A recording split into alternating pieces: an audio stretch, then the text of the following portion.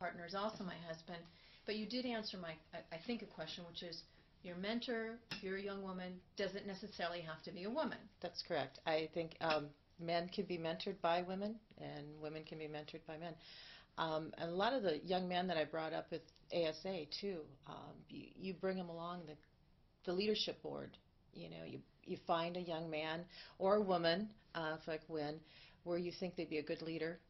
You start getting them involved, getting them introduced to people, and you may not be on call 24 hours for them or once a month, but you do show them where they can make some difference. Mm-hmm. You are a successful woman in the collision industry. Can you tell me about any personal characteristics or attributes that you feel that you have that have aided you along the way? I came from a family of 6. I had 4 older sisters. So number 5 girl, I didn't get to say a lot at home. I was very quiet because I had to be. Mm-hmm. Couldn't blow my own horn.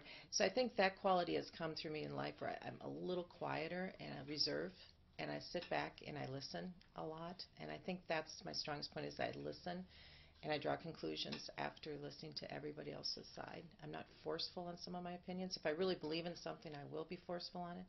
But generally, it's more the quietness and common sense more approach. Well, high road. So this is what I've learned from you. And I can, for anybody listening to this, I know this about you, that to me, I don't perceive it as quiet. I perceive it as reflection. So let me ask you, under the heading of True Confessions, are there any characteristics or attributes that you feel that you had that have hurt you and that maybe you feel you need to work on? Attitude. Sometimes I get grumpy, mm-hmm. Take things too personally sometimes, and you can't do that. Mm-hmm. You have to just run the course and do what you're set to do. Let's talk about leadership style. Now, there was a Catalyst study. This is an organization that studies a lot of women's issues, entitled Women Take Care and Men Take Charge, and they were looking at gender-based stereotyping in leadership. And really what they were looking at is that in many organizations, people have a perception about what a leader is, and it tends to be what a male leader is, the way it manifests itself, leadership in a man, and that women may have their own style, but they get basically kind of blackballed because they're not the leader that people are accustomed to seeing. And so, do you feel that men and women lead differently, and what are the advantages or disadvantages of it? I think men, when you say men take charge, I think women take charge a lot more than men. To be honest with you, when I see the leaders of the industry, and especially with Wynn, with the number of women that we have in there, we don't debate things a lot of times, and I find with women it doesn't seem like there's a meeting after meeting after meeting to get to a point. It's a group of people, and as a committee, decide what needs to be done, take it to the board, and we go. We know the direction we're going to go. And I do see that a little more with the women. That's interesting.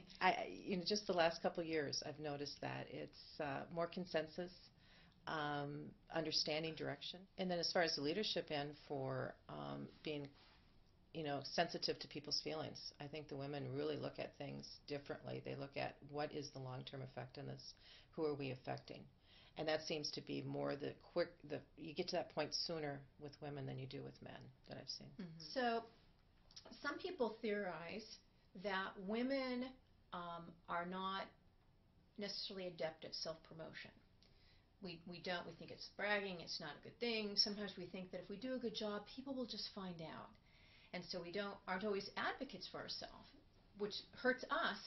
The secondary effect of that is that it can hurt the next generation of women because they don't know the great things that women around them are doing. So do you have any, first of all, I don't know if that rings true for you, number one. That would be the first part of my question. The other part is what advice do you have for women who aren't comfortable with self-promotion? Any thoughts on that?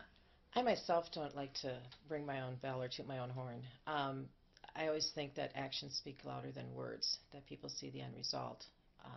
So I'm probably a weak person to give the opinion to other women to blow your own horn. The one thing that I do see, that when you're sitting in a meeting, though, make sure that you take credit for your suggestions.